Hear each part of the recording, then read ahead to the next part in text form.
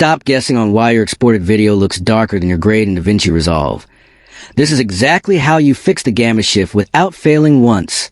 Most other tutorials are confusing or tell you buy expensive hardware, but here at Rec.709 we know it is just a simple mismatch between your software and your player.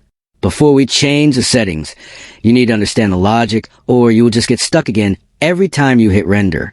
We're going to do this hand in hand and step by step, so your colors finally stay consistent. The problem is that your OS and QuickTime are reading gamma differently than Resolve's internal viewer.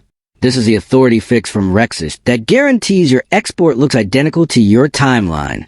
You might think you need to overbrighten your grade to compensate, but that is a distraction.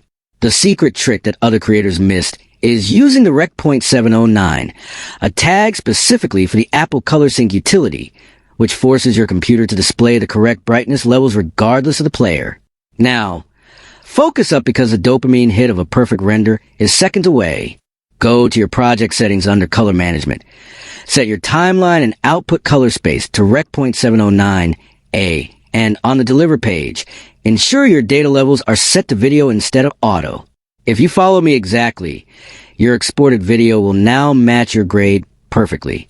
Comment below if you want the best export settings for 4K YouTube uploads.